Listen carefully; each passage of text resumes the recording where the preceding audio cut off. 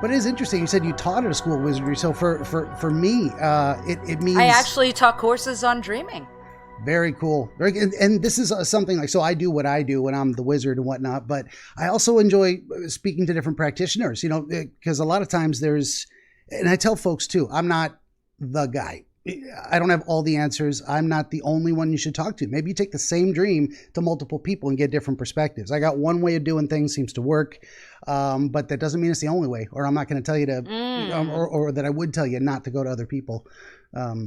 Well, in the course the series of courses, because it was more than one semester at Temple University, what we began with was looking at the different classic psychology studies of Gestalt, Jung, and Freud. Oh, yeah. And then what we would do would be that we would play those roles and analyze, and if we were doing Gestalt, we'd all act out somebody's dream. It was super cool.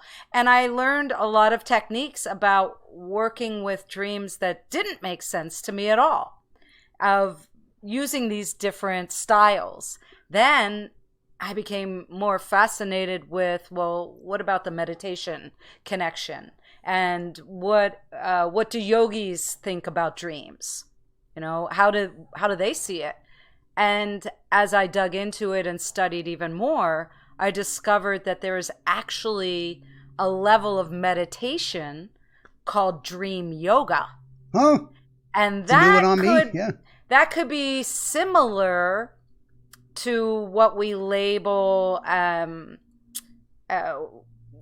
there's different labels of how we can make a dream happen, or go back into a dream, or work deeper into a dream with manifesting. And you mentioned earlier, dreams that actually come to be. Well, yogis believe that a lot different than Western psychology. Oh, yeah. We yogis believe and prescribe to the idea, I would say. It's not really belief. It's beyond that. It's kind of in us. That everything is a dream. We call it Maya. You might have heard that term. I have, in some contexts. Yeah. And that we are just acting out the dream here in what we call reality. Yeah. I also think at this moment when I'm saying something like this about Crazy Horse, because he believed that the dream realm was real and that this, what we call reality, was the illusion.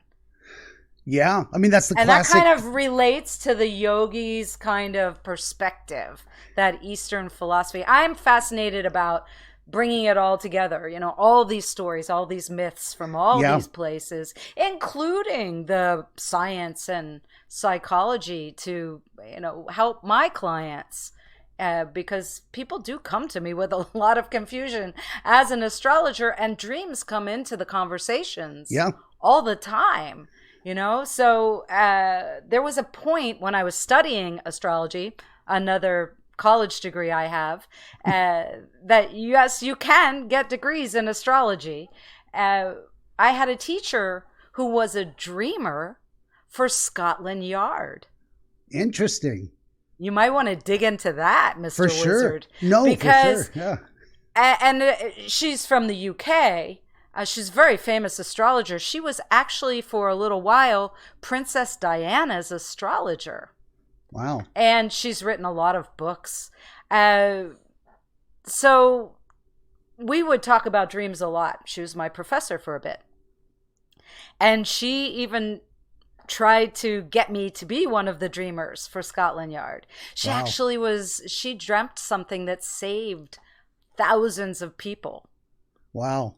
She had a dream about a building and a bomb, and she saved people. Yeah. I mean, what's going on that we don't really know about? All these mystical realms, all these things. I've worked with police solving crimes as an astrologer. One of my colleagues worked with the fire department with serial arson. I've been on TV. I've written for newspapers and magazines. But, yet things like this, they still are in pop culture. Why? Yeah, it seems like... for me at least, I don't know what to do with it or how to make sense of it. So it's not something I denigrate, but it's something I definitely don't endorse, in the sense that I don't feel confident that I understand it well enough to promote it as something specific or explain it to people. So it's great to have folks on who are like, I've lived in this world for a long time, and you get it much better than I do. So I just let you tell the story as it is. Well, maybe, who knows? I'm always available to come back and we can dive into other topics. But we're here to definitely talk about a specific dream, right? Yeah, that's what we do for like the show.